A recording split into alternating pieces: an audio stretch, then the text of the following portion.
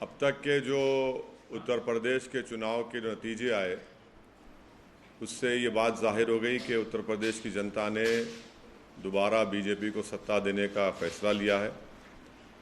ये जो फ़ैसला लिया गया हम इसकी इज़्ज़त करते हैं। ये आवाम का और जनता का फ़ैसला है और साथ ही साथ मैं अपनी पार्टी के अध्यक्ष जनाब शौकत अली साहब का और पार्टी के उत्तर प्रदेश के तमाम ज़िम्मेदारों का और जो हमारे पार्टी के मेंबर्स जो महाराष्ट्र से और कर्नाटका से हैदराबाद से जाकर वहाँ पर कई महीनों से मेहनत किए, मैं उन सब का शुक्रिया अदा करता हूँ। मैं उत्तर प्रदेश की जनता का भी शुक्रिया अदा करता हूँ कि जिन्होंने हम पर एतमाद किया और हमारे प्रत्याशियों के हक़ में अपने वोट का इस्तेमाल किया।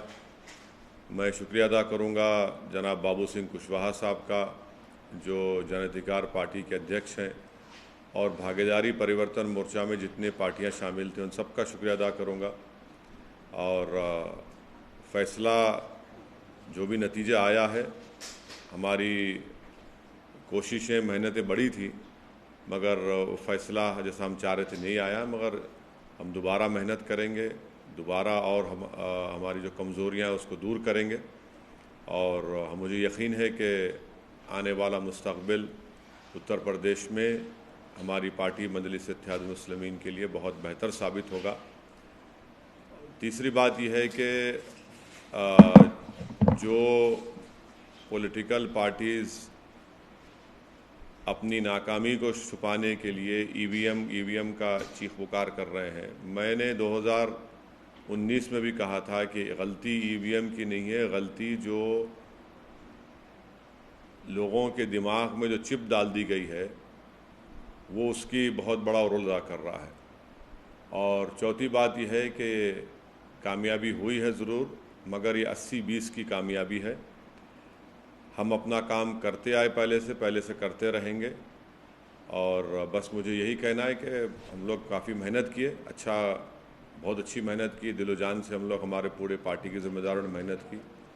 मैं उन सब का शुक्रिया अदा करता हूँ, बल्कि उनसे ये भी अपील करूँगा कि अपने हौसलों को बुलंद रखिए।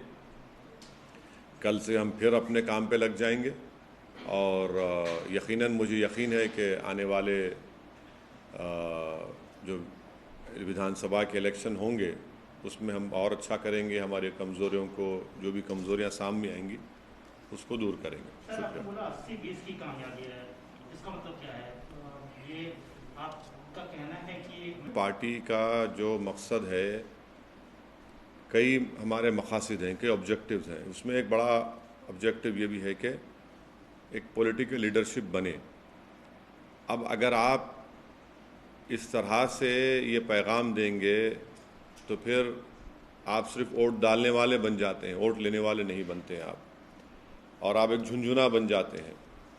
अब मिसाल के तौर पर ये जितने भी अभी तक नतीजे आए, जो रिज़ल्ट्स आया, जो बड़ी बड़ी बातें कर रहे थे लोग कि ये इनका वोट ट्रांसफ़र होगा, उनका वोट ट्रांसफ़र होगा, ट्रांसफ़र कुछ भी नहीं हुआ।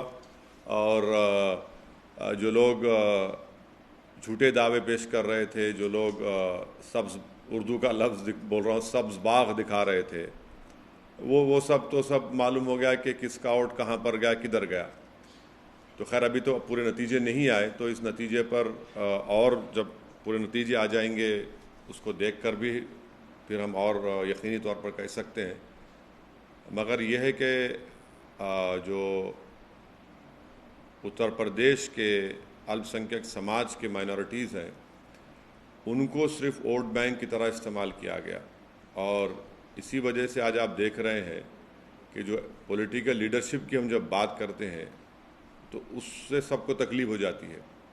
तो खैर अब ये वक्त नहीं है कि मैं इतनी तफसील से जाऊं। जो फ़ैसला आया हम उसकी इज़्ज़त करते हैं और हम अपना काम जारी रखे हैं और जारी रखेंगे, और पहले से ज़्यादा हम मेहनत करेंगे और जो हमारी लड़ाई है जमहूरियत के दायरे में उसको लड़ते रहेंगे। सर, उस पर क्या कहेंगे जो आपको, आप पे पहले भी आरोप लगते रहे हैं कि आप, अगर मैं उन लोगों के नाम ले लूं जो बाजा बजा रहे थे कि ये लड़ाई ये वो लड़ाई है, आखिरी लड़ाई है, फलां लड़ाई है, और जो जा जाकर हर समाज के लोगों कह रहे थे कि ये आखिरी लड़ाई है। अब उनके बारे में क्या बोलेंगे आप? और अगर हम पे जो इल्ज़ाम लगता है, हम कोई फिक्र नहीं है, हम तो बोलते लगाओ हम पे इल्ज़ाम, मगर हम अपनी लड़ाई लड़ते रहेंगे। आप देखेंगे गुजरात में भी इलेक्शन लड़ेंगे, राजस्थान में भी लड़ेंगे, और इस साल आखिर में दिसंबर में उत्तर प्रदेश में लोकल बॉडी के इलेक्शन होंगे, हम फिर अच्छी तैयारी से लड़ेंगे। हमारा काम हम करते रहेंगे। मगर उत्तराखंड में क्यों जीत गई बीजेपी, गोवा क्यों जीत गई, मणिपुर क्यों जीत गई, तो इससे कोई ताल्लुक़ ही नहीं है। देखिए हमारी लड़ाई पॉलिटिकल लीडरशिप की लड़ाई है, पॉलिटिकल लीडरशिप को क्रिएट करना है। अब उत्तर प्रदेश की ख़ास तौर से जनता को, गरीब को, दलित को, अल्पसंख्यक समाज को समझ में आ जाएगा कि इनको सिर्फ इस्तेमाल किया गया था। भाई आप जो दावे कर रहे थे, जो भीड़ दिखा रहे थे, जो बातें हो रही थी, जो ख्वाब में भी मुख्यमंत्री बन गए थे, तो उसका जिम्मेदार भाई तो नहीं हो सकता हूँ ना। सर, आप बोले कि वोट बैंक की तरह इस्तेमाल किया जाता है, खास तौर से माइनॉरिटी को, और आप अपनी जो स्पीचेज में बार बार इस बात की अपील कर रहे थे। मैं अपनी स्पीचेस का हवाला, अच्छा किया आपने ये सवाल किया। मैंने तो अपनी स्पीच में कहा कि समाजवादी अलायंस बीजेपी को नहीं हरा सकता, तो उस वक्त भी लोग बड़े नाराज़ हुए। ऑन रिकॉर्ड मेरे स्पीचेस आप देखिए, यूट्यूब पे हैं। मैं तो बात कह रहा हूँ, कह चुका हूँ, बात कह चुका हूँ। मेरा सवाल मुख्तलिफ था। हाँ, मेरा सवाल ये था कि आप चुनाव तो लड़ रहे थे, लेकिन एक और लड़ाई लड़ रहे थे बकौल आपके, कि मुस्लिम जो कम्युनिटी है उसको वोट बैंक की तरह अब तक इस्तेमाल करती आई है पॉलिटिकल पार्टी, इनका अपना लीडरशिप होना चाहिए। तो क्या आपको नहीं लगता कि उस जनता से जिससे आप अपील कर रहे थे उसने आपको डिसअपॉइंट किया इस रिजल्ट से?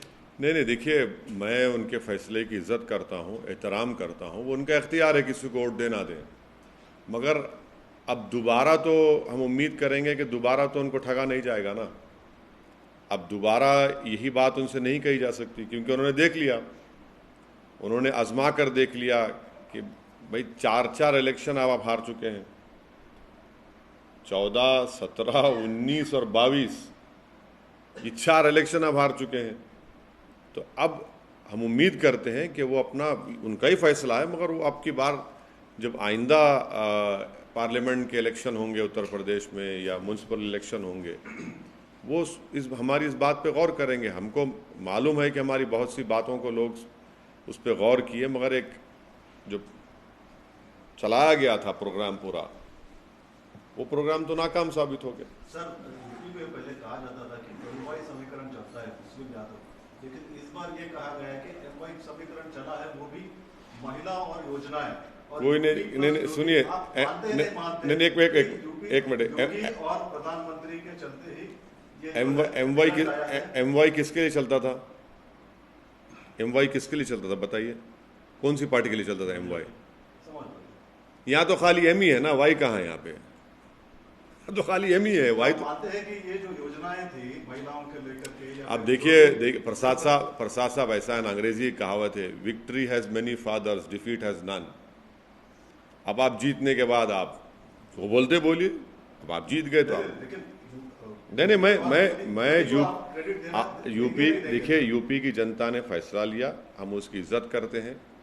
अब उस पर आप क्या क्या लगा लीजिए, मगर वो फैसला है, उसकी इज्जत करना पड़ेगा, एहतराम करना पड़ेगा। सर, आपने कहा कि अब ये चुनाव तो हो गए, आपने कहा कि गुजरात और राजस्थान में, तो आप क्या एमआईएम वहाँ पे? बिल्कुल करेंगे, हम बिल्कुल करेंगे। बल्कि इससे पैगाम तो चला गया ना कि ये लोग जो एक पर्टिकुलर कम्युनिटी को अपना वोट बैंक समझते थे, अब तो वोट तो ले लिए, मगर आपके वोट नहीं है, आप तो जीत ही नहीं पा रहे, आपका वोट ही नहीं है। वो जो क्या लफ्ज़ इस्तेमाल किया था कि रेनबो, हाँ नहीं, जो हिंदी का लफ्ज़ इस्तेमाल हुआ था उसमें वो तो सब हाथ को आ गया ना, वो तो बिल्कुल ही नाकाम साबित हुए। बहुरंगी गठबंधन, ये कहाँ से बहुरंगी था भाई? उसमें तो खाली एक ही रंग था। रेनबो कोलिशन कहा आपने कि ये कम्युनिटी का वोट, वो कम्युनिटी का वोट, ये ट्रांसफ़र हो गया, वो हो गया। अब आप बताइए कि लखीमपुर खीरी में बीजेपी पूरी जीत जाती है। इसलिए हम कह रहे हैं कि 80-20 का मामला हो गया, और ये 80-20 हम आपको कह रहे हैं बहुत लंबे सालों तक रहने वाला है भारत की जमहूरियत में। तो आपको लगता है विकास के मुद्दे पे नहीं, अभी ये प्रेस कॉन्फ्रेंस ये मौका नहीं है, ना वक्त है कि मैं इतना उसमें सब्सटेंशिएट करूं, मगर मैं इतना ज़रूर कहूँगा कि 80-20 का ये माहौल बहुत लंबे सालों तक रहने वाला है। ये समझने की ज़रूरत है सबको। क्या इस सर, आखिर ऐसा क्यों है कि आप वेस्ट बंगाल गए, वहाँ भी जो मुस्लिम कम्युनिटी का भरोसा नहीं जीत पाए। अभी उत्तर प्रदेश में उन सीटों पर चुनाव लड़े जहाँ जो मुस्लिम माहौल और डिसाइडिंग पोजीशन पर रहती है। नहीं, ऐसा नहीं। हम तो अलायंस का हिस्सा, सुनिए, ऐसा नहीं, हम तो अलायंस का हिस्सा थे, भागीदारी परिवर्तन मोर्चा का। जितने जन अधिकार पार्टी के भी कैंडिडेट्स थे और दूसरे अलायंस के, हम सबके लिए कैंपेन किए। इलेक्शन में जीत हार होती है, इलेक्शन जीत हार होती है। और काशीराम, मान्यवर काशीराम ने सही कहा था कि पहला इलेक्शन हारना, दूसरा हराना, तीसरा जीतना। अरे सुनिए, ये काशीराम साहब का एक बहुत बड़ा इंपॉर्टेंट स्टेटमेंट है। हम हारे हैं, जीतेंगे दोबारा, इसमें कौन सी बड़ी बात है? कौन सा आसमान गिरने वाला है? हमारे हौसले, हमारा अज़म कभी कम नहीं होगा, ना इससे होता है। ठीक है, हम जो चाह रहे थे उसके बरक्स नतीजा आया, कोई बात नहीं है, मगर हमारे हौसले, हमारे स्पिरिट आज भी हाई हैं, कल भी हाई रहेंगे, हम लगे रहेंगे। आपने कांशीराम का इसी से जुड़ा हुआ मतलब आखिर क्या कारण वो आप पाते हैं कि जो मुस्लिम कम्युनिटी है उसका भरोसा नहीं जीत पा रहे हैं? नहीं, देखिए, अब एक मैसेजिंग जो की गई थी ये सब लोगों की वजह से, अब उसका नतीजा देख रहे हैं ना आप, अब उसका नतीजा देख रहे हैं लोग। तो ये एक टर्निंग पॉइंट होगा मुस्लिम पॉलिटिक्स के लिए। ये यहां पर मालूम हो जाएगा कि भाई जो दावे कर रहे थे उन्हीं के पास कुछ है ही नहीं, वो खुद बिल्कुल खाली पड़े हुए हैं, सिर्फ दावे कर रहे थे। अगर उनके दावे सही साबित होते तो कुछ तो उनके पास बचता, उनके पास कुछ नहीं बचा। तो हिजाब का मामला किसको फायदा किया और किसको नुकसान किया? देखिए, हिजाब का मामला मैंने कहा था अपने भाषण में, ये संविधान के फंडामेंटल राइट का इशू है। इलेक्शन हो, चुनाव हो ना हो, जहां पर फंडामेंटल राइट्स का वायलेशन आएगा वहां पर बोलना पड़ेगा। लेकिन वो इशू अगर चुनाव नहीं होते तो आप समझते हो इसी खाऊं बढ़ जाता। आप गलत सोच रहे हैं। आप, ये मेरा फंडामेंटल राइट है, संविधान को प्रोटेक्ट करना मेरी आपकी जिम्मेदारी है, मैं बोलूंगा बराबर। मगर ये बोलना कि इसमें आया, भाई अगर नहीं आता तो भी हम बोलते बराबर। 80-20 के नैरेटिव में क्या ये काम आया सर? नहीं, 80-20 का नैरेटिव आपको बताएंगे आराम से। अभी आज की प्रेस कॉन्फ्रेंस हो जाए। आप बोल रहे हैं कि जो मैसेज दिया गया था तो आपका इशारा कहीं ना कहीं जमात के जो नुमाइंदे हैं, चाहे वो मेरा इशारा किसी लीडर हो, नहीं, मेरा इशारा किसी के ऊपर नहीं है। जनता समझ जाएगी। मैं आप जिसका समझ रहे हो वो गलत है, वो नहीं। This is going to stay for a very, very long time. This is the crass reality which everyone will have to accept. At the same time, the story of the day is also coming from Punjab, where Kejriwal has sort of in a way created history, and he has made it amply clear that he is going to stitch up a national front, which may not be possible without the support of other players. And here we're talking about TRS Chief Minister KC. You know what? One of the MLAs of that party had talked about my chief minister. He has used some offensive words against him, unparliamentary, derogatory words. I don't want to repeat it in a press conference, but that is for them and the other parties to decide. But would you throw in No. No,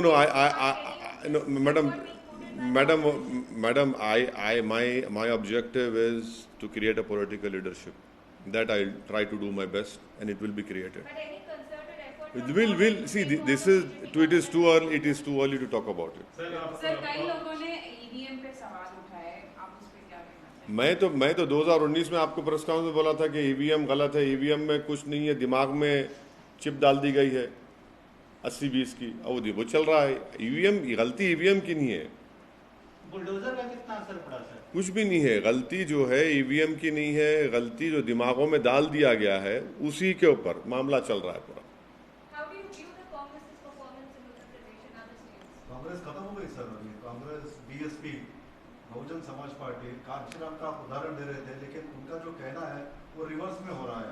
नहीं, मैं इस बात को नहीं मानता, और बड़ा हमारे लोकतंत्र के लिए बड़ा अफसोसनाक दिन होगा अगर बीएसपी ख़त्म हो जाएगी, तो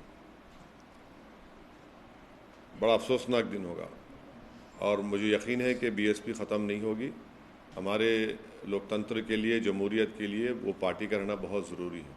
इस वक्तव्य को, कांग्रेस इस सर, स्टेटमेंट को, कांग्रेस के बारे में नहीं, मैं कांग्रेस के प्रियंका गांधी, अब मैं उसके बारे में मैं क्यों बोलूं भाई? खामखा उनको क्यों इज्जत बख्शूं मैं अपनी ज़बान से उनका नाम लेकर उनके बारे में बोल के? सर आप बीएसपी के हाँ? बारे में Have जो they become a liability? It is for that party to decide. How can I comment on it?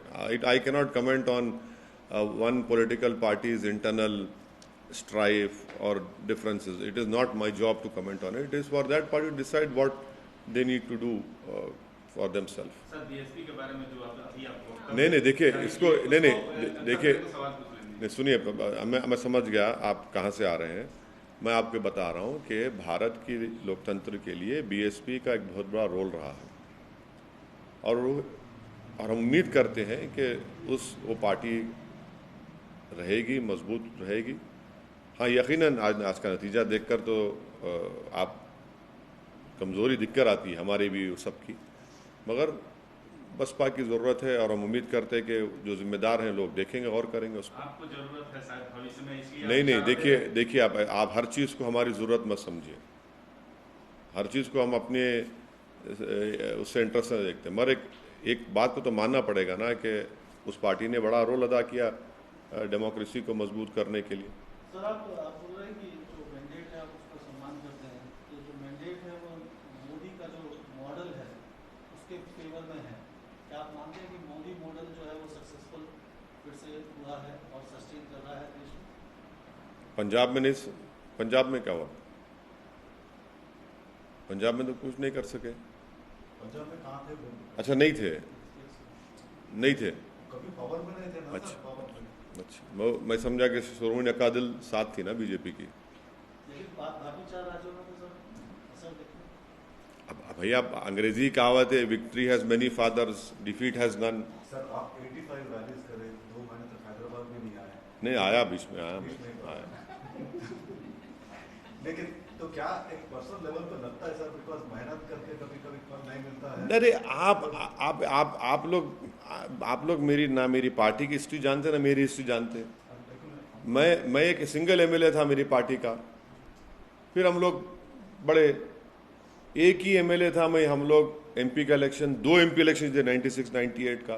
तो क्या कमियां रह गई? क्या अरे रही होगी भाई, कुछ ना कुछ होगा, हम उस पर देखेंगे। मगर मेहनत के एतबार से हमारा उत्तर प्रदेश का यूनिट, शौकत अली और जितने हमारे जिम्मेदार हैं, बहुत मेहनत की, तो यकीनन कहीं ना कहीं कमज़ोरी होंगी, देखेंगे उसको, मगर इससे हमको कोई मायूसी नहीं है। Sir, do you still feel that Muslims in other parts of the country see you as an outsider? See, that is not, they don't see me as an outsider. They see me as a person who is fighting to create a political leadership and to ensure that everyone gets their hissedari or their share in Indian democracy. These are part and parcel of our life, ups and downs are part and parcel of our life. And to me, for me, tomorrow is the next day, is the next challenge. I'll take it up, I'll go ahead. What are your big takeaways? Big takeaway is that, the amount of love and affection I have received once again from the people of Uttar Pradesh, I'm thankful to them. Irrespective of caste and religion, wherever I have went, the affection and love which has been shown to me, showered on me, that I will treasure it for the rest of my life. Casting of vote is a personal decision. That we have to respect them.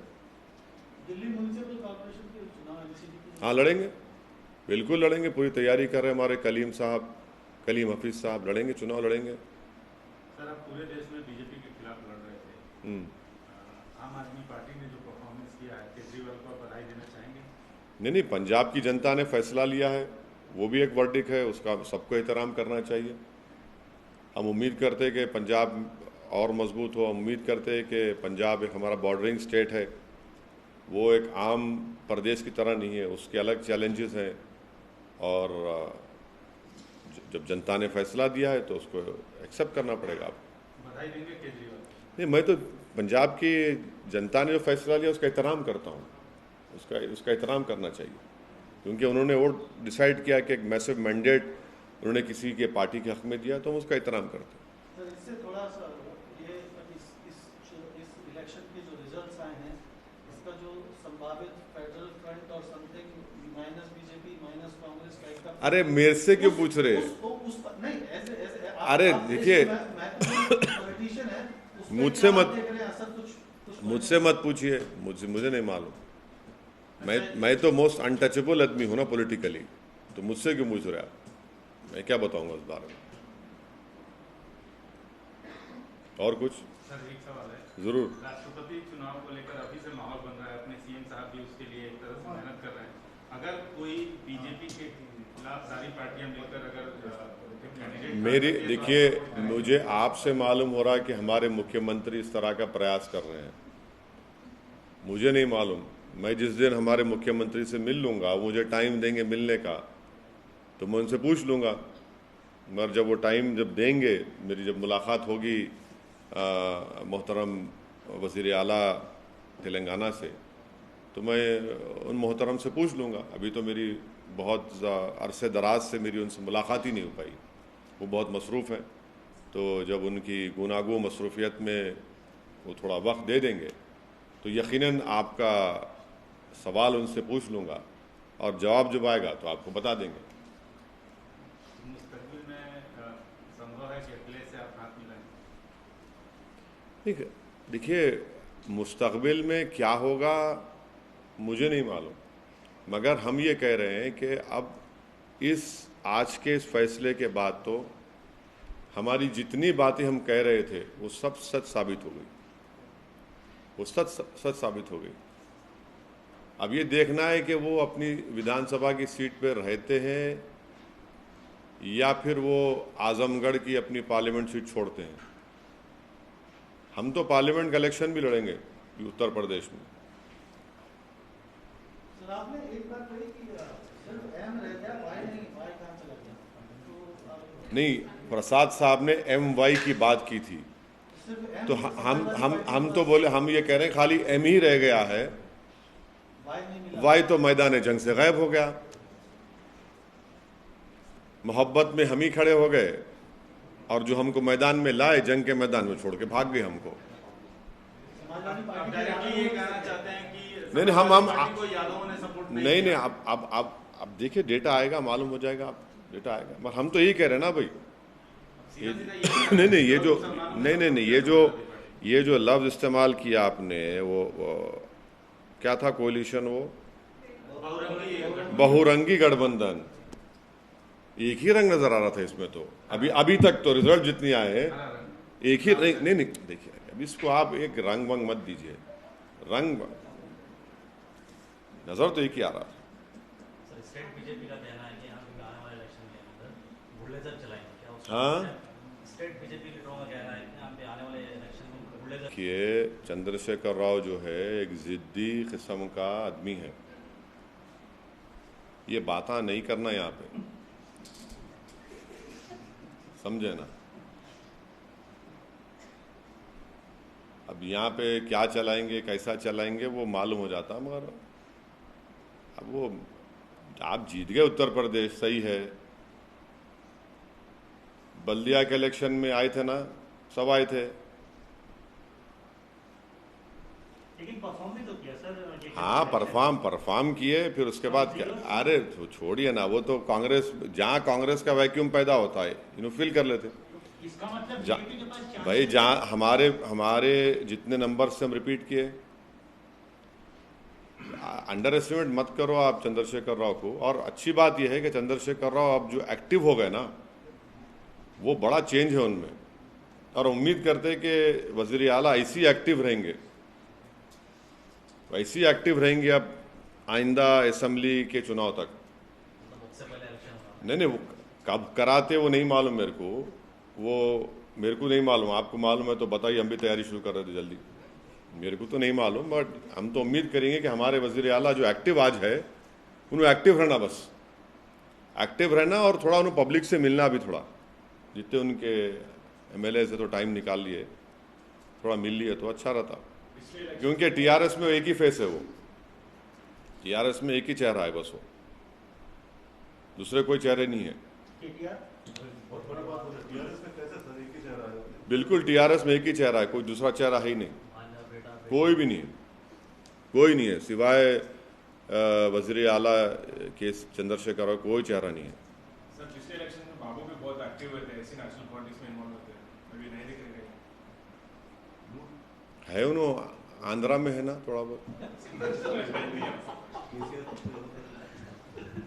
Andhra में है थोड़ा बहुत है। भाई इनका situation ऐसा ना हो जाए। कहाँ पे? यहाँ पे नहीं देखिए, इन्हों चंद्रबाबू नायडू को छोड़ के निकले, वो ऐसा आदमी नहीं है, वो छोड़ के निकले स्वयं।